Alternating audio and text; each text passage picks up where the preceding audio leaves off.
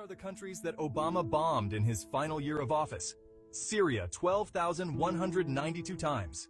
Iraq, 12,095 times. Libya, 496 times. Yemen, 35 times. Somalia, 14 times. And Pakistan, 3 times. 26,172 bombs for a total of 3 bombs every hour of every day in only 1 year. Interesting. Interesting numbers. We got to talk about the Democrat Party today because, of course, the silliness continues. They're constantly calling for impeachment. Donald Trump violated. You know what the Democrats do, the typical rage, right? Against anything and everything that Uncle Trump attempts to do or tries to do. And I got a couple of clips that I want to play for you guys, including one from Stephen A. Smith and Charlemagne and even John Fetterman. Yeah, John Fetterman. I'm not going to spoil it, but you're not going to want to miss that. So with that being said, let's jump into it. And in this first clip, we have Hakeem Jeffries, of course, spewing out his absolute nonsense. Let's dive in. Donald Trump and the administration chose to ignore the Constitution. And so they're going to have to come before Congress and explain their justification for an offensive military strike against Iran.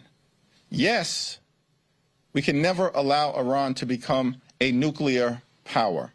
And of course, Israel has the right to defend itself and will support Israel's security in an ironclad manner. But the Trump administration intentionally decided to ignore the aggressive diplomacy that was available to it to try to address the Iranian nuclear threat and ignore the requirements of the Constitution, and now they've got to explain why. Ooh, big bad. Oh, they got to come to us and explain. Man, they ain't got to explain nothing. Here's Jasmine Crockett. And to understand enough about the Constitution to the extent that I'm the one that's supposed to make a fucking decision or at least get a vote. That's right.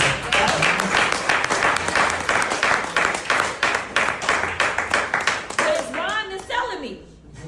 Right. So literally, like, I'm the one who's supposed to be making the decision. Did you say that about Barack Obama? You know what? I ain't going to even get into that rant. I'm going to let Stephen A. Smith do it for me, all right? Because Stephen A. Smith came out against the Democrats' nonsense, as well as some other folks that are a little surprising. So stick around. We got some more folks. Let's jump into Stephen A. Smith. Now, here's where I get frustrated because, once again, here's the novice that's a centrist that comes into play, and he's listening to all of this stuff, and here's where I get infuriated.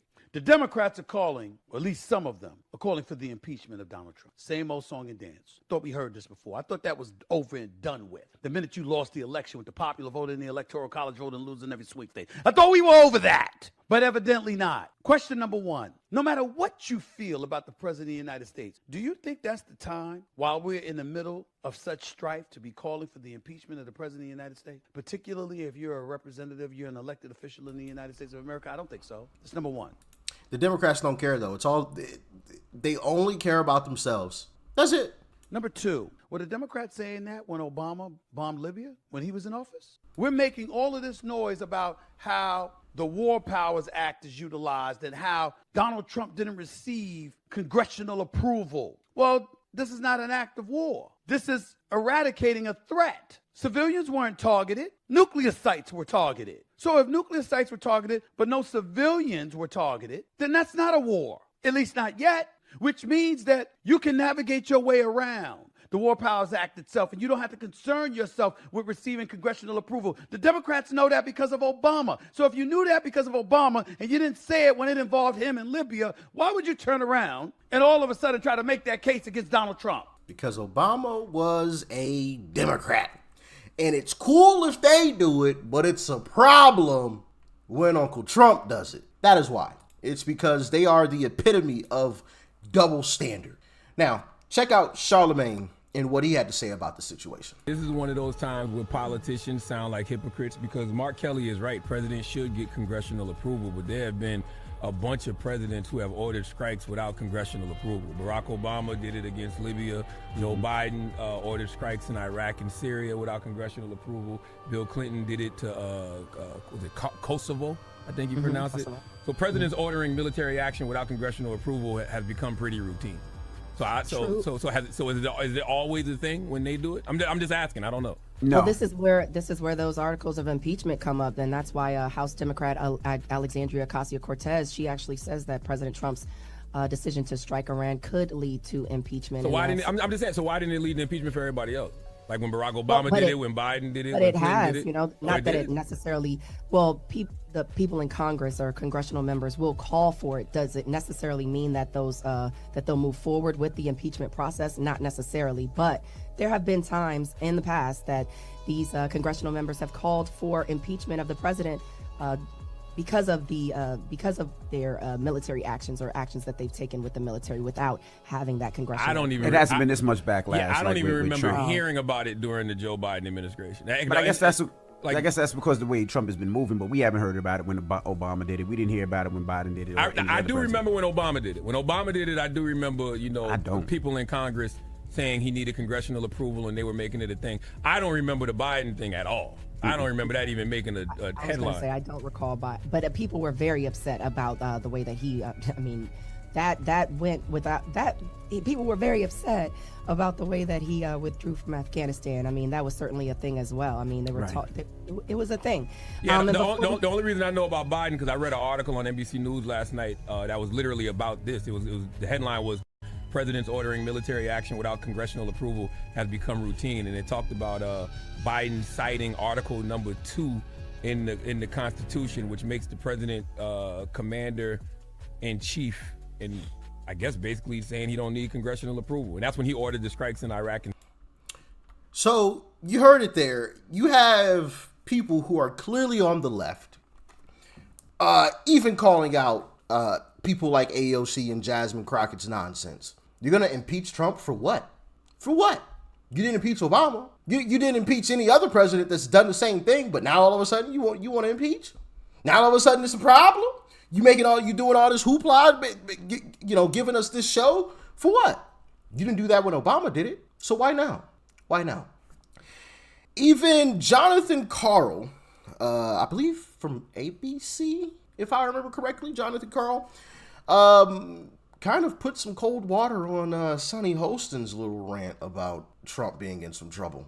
Well, lawmakers on both sides of the aisle have called into question the constitutionality of Donald Trump's actions. He bypassed Congress, potentially violated the War Powers Resolution. I believe this is certainly a clear violation of international law at the very least. Democratic House Leader Hakeem Jeffries accused the president of misleading the country as to his intentions. What do you think are the possible ramifications that President Trump could face for arguably overstepping his authority? Well, look, constitutionally, only Congress has the power to declare war. The War Powers Act would make it seem very clear you need to have congressional approval on this. But president after president after president has launched military action without the approval of Congress. Yeah. And Congress, under Democratic and Republican leadership, has complained the president is violating the War Powers Act. This is not new. I go back. I covered Bill Clinton and the military strikes against Kosovo back in 1999. Again, that's why I think it's more of an international law violation. But look, it's a Republican Congress right now. I don't think he's not getting any blowback from within his own party, with the exception of Tom Massie. So what's the good of having it then, if they all violate it? Well, that's a great question. I mean, we've been using the 2003 AUMF to authorize every. So, yeah, even Jonathan Karl was like, but every president has done this. So, like, what are we even talking about here? This is getting ridiculous. This is silliness. This is absolute silliness. Even regular folks are calling out the Democrat Party. Democrats, listen, the Democrat Party is in some major trouble. They are in major trouble because not only did they lose this past election in spectacular fashion, but you have people. I'm just going to play this clip. Just roll the clip. I'm really starting to hate the fucking Democratic Party, man. Because it's like whatever Trump do, they going against everything what he do. I done heard damn near every general that's not in the military, that's not even serving anymore. So they ain't got shit to lose or nothing to lie about. I done heard every damn almost every military fucking former general, sergeant, all of them from the military, top ranks, saying that Trump did the right fucking thing. Damn near all of them. But all the fucking Democrats saying he didn't do the right thing. That's just fucking insane. That's why I say all these generals, even the H. McMaster guy, who Trump fired, he even got them and said it was the right thing to do. But again, you got all these fucking Democrats saying that wasn't the right thing to do, this and that. So basically what? Let them build a nuclear weapon and see what happened then? How fucking stupid is that? So that's why I'm really starting to dislike the Democratic Party, because they going against every fucking thing this man did. And trust me, again, I'm not a Trump supporter. I didn't vote for the motherfucker, honestly. I voted for Kamala Harris. But how the fuck y'all going against everything this man do? That is crazy. So not only do you have people catching on to the Democrats' cheap tactics, anything Trump says, we're going to stand against it. We're going to go against it. Everything he says. And Trump has absolutely played them flawlessly by intentionally hopping on the 80% side of every single issue there is and watching the Democrats sprint to the 20% side that most people in the country don't agree with, because he knows what the Democrats are going to do. And he's done it absolutely flawlessly. But they also have a problem with their own base. Just when you thought the Democrats could not begin to lose any more voters because they've already lost them all, they're still losing people. You heard him out of his own mouth. I didn't vote for Trump. I voted for Kamala. He said it right there on the video. That is a Kamala Democrat voter saying out of his mouth, I'm sick of the Democrat Party. Like, how do you manage to F up so badly that you're still potentially losing voters? Still. I genuinely don't, I really don't understand it. I really don't understand it. John Fetterman, guys. Alexandria Ocasio-Cortez says the president shouldn't be impeached because he's impulsive. What do you think of that? No, I mean, of course, no. She knows it. I know it. We all know it. That's not going anywhere. And, you know, he's been impeached twice, and now he's still our president as well now, too. So it's not going anywhere, and I don't think that's helpful. And I think if you throw that term around, that actually diminishes what the severity of what impeachment is really reserved for. So you even have John Fetterman, and I think I just got splashed in the eyeball. You even have John Fetterman calling out AOC. Like, we know this isn't going anywhere. But not only that, like, we've impeached him before. We've done this before. And he's still our president. Sometimes, man, John Fetterman makes so much sense. It's honestly incredible. It's honestly incredible. Because that's facts. You haven't, the Democrat Party has gone through this before, and yet Trump is still your president. Makes absolutely no sense. Makes absolutely no sense. Y'all get in the comments and let me know your thoughts and your feelings about all of this, man. I'm really shocked that the Democrat Party is still trying to do the same old cheap tactics that they used before the last election. Like, you would think that they would get smarter and say, you know what, we're gonna work with Uncle Trump. Like, yeah, they're gonna piss off a massive section of their base. But they're not winning anything anyway.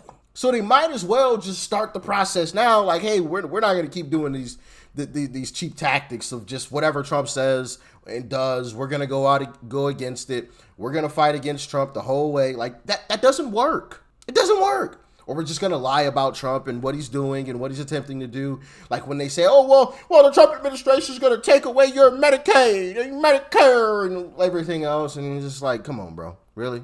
Like, you're still lying about that? But because people are seeing through the nonsense, and you got people in their own party that are like, bro, stop just simply opposing everything that Trump does. This is just ridiculous. It's silly. Their own voters are saying this. I'm sick of the Democrat Party. I don't know, man. I think it's going to get real ugly. Now, this does not mean that we need to sit back and relax. We still need to make sure that we keep the pedal to the metal.